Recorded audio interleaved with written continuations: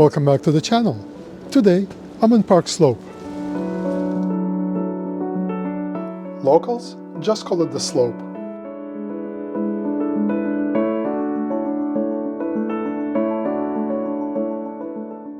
It's one of those neighborhoods where every block tells a slightly different story.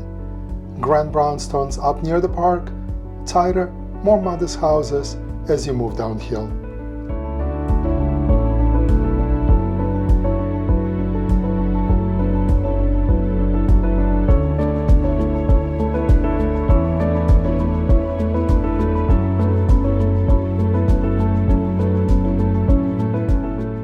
You can walk it for hours and never get bored. It's known for its front stoops. That's what everyone sees. But the real life happens out back. Behind these thick brick walls is a quieter world. Shared gardens, quiet one-upmanship, and a lot of attention paid to what's blooming next door. Our story starts on a small, quiet street a few blocks from the park, right in the heart of Park Slope. Like a lot of brownstone gardens, this one had a paved patio in the middle, planting pushed to the edges, and very little sense of structure. It was pleasant in spring, but by early summer it felt overgrown and out of scale. Still, the bones were good, mature perennials and shrubs that deserved to stay. This young family needed room to grow, to play, and to relax. When they first contacted me, they had a preschooler and a toddler. They knew the garden had to change, so kids could explore it freely and adults could actually enjoy their time outside.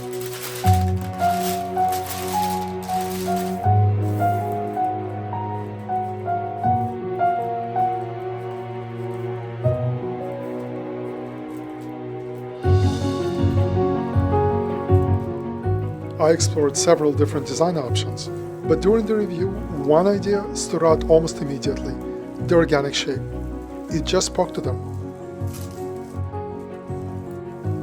That idea became a fluid organic lawn shape wrapped by a bluestone loop, a simple frame that organizes the garden and separates planting from play. For kids, it's a track for scooters and balance bikes. For adults, it brings structure, definition, and calm. We begin in early summer.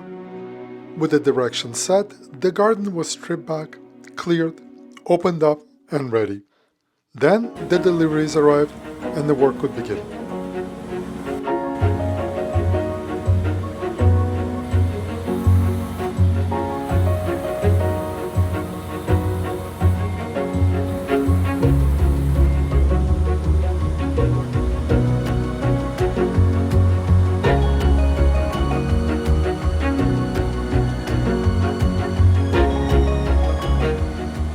I begin by repurposing the existing bluestone patio beneath the parlor level balcony.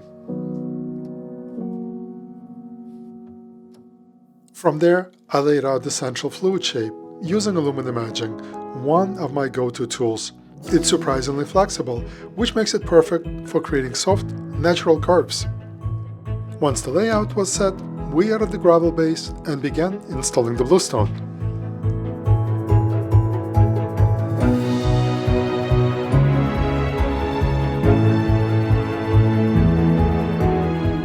This is where it starts to come together, the shape slowly emerging. Next up, the metal shop.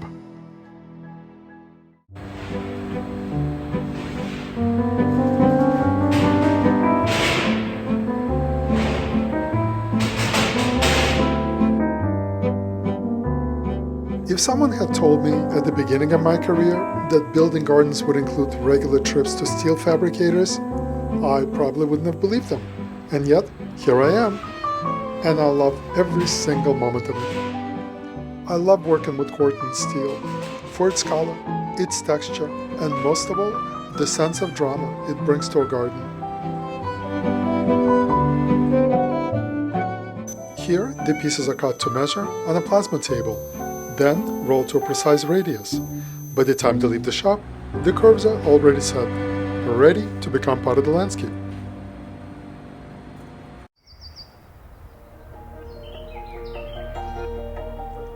A large diseased stump, a remnant of the tree's former multi-stem structure, nearly 4 feet tall, remained at the base of the elm.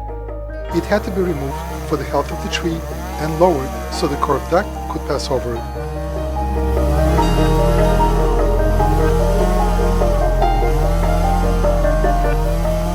Once the work was complete, the corten steel panels could go in. The curved sections were welded together, and for the first time, the shape of the deck and the adjacent raised bed became visible. With the structure in place, it was time to start building the deck. Once the frame was complete, the composite decking went in. In no time, the clean circular shape of the deck emerged, framed by crisp corten steel. Set at 18 inches high, it's a perfect height for adults to sit, relax, and watch the kids play. The final step of the hardscape was installing the turf. Trimmed to follow the smooth, curved outline, it became the final touch. With a quick brushing and the addition of infill, the hardscape was complete.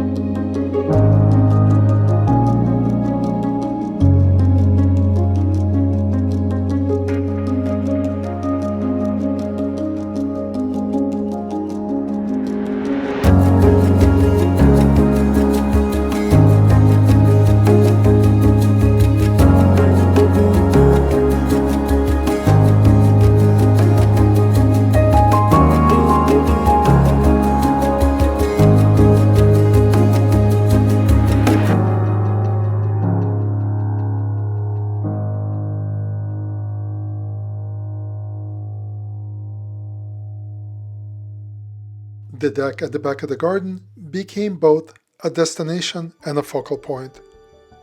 Its circular shape creates an inviting, intimate space, one that will be used for years to come as a quiet reading nook, a play surface for kids, and an easy gathering spot for adults.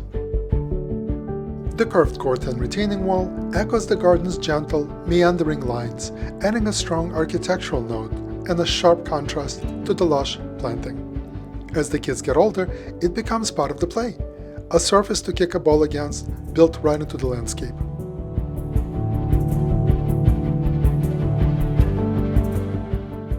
In the opposite corner of the deck, I added a curved bench inspired by the classic mid-century Nelson bench.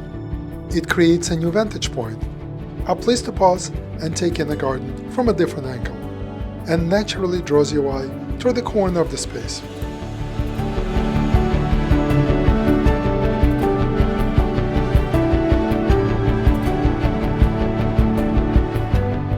Below it, a narrow flower bed planted with low, ground-covering sedums softens the edge and connects the bench back to the garden. Integrated LED rope lighting adds a gentle glow at night, creating a quiet, intimate moment within a larger landscape.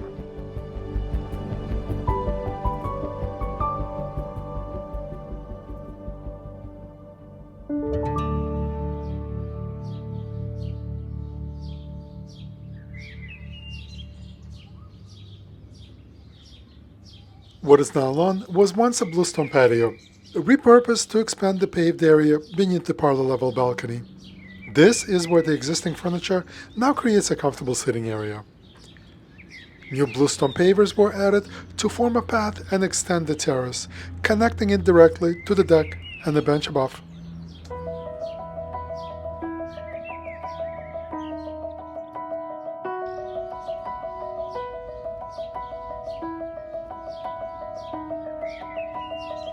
Planting here was a challenge. The garden already had mature plants, so instead of starting over, the focus was on careful rearrangement. Dense roots and compacted soil beneath a large elm limited where we could work.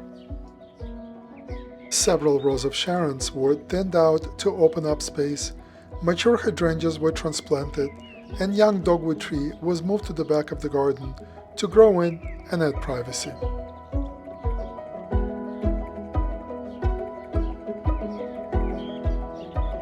In late summer, fragrant honeysuckle intertwined with fall flowering clematis creates invisible clouds of heady fragrance wafting throughout the garden.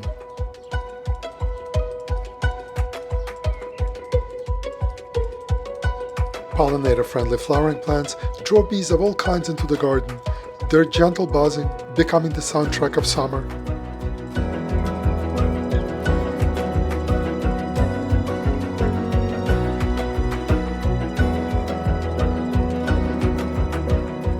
The existing 4-foot fence was left in place not as an oversight, but as a deliberate choice. Keeping it low allows the garden to remain open to its neighbors, letting the surrounding landscapes visually spill into one another and create a shared sense of space.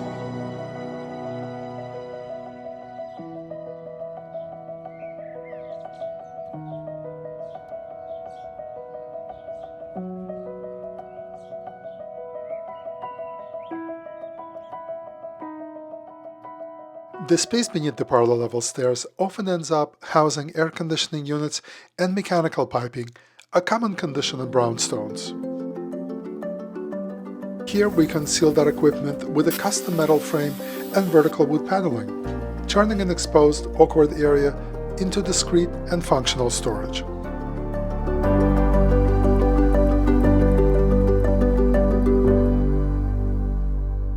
As this project came to a close, the garden opened up into something the whole family can use. A lawn for play, places to sit and gather, and an upper deck that looks back over the space from above.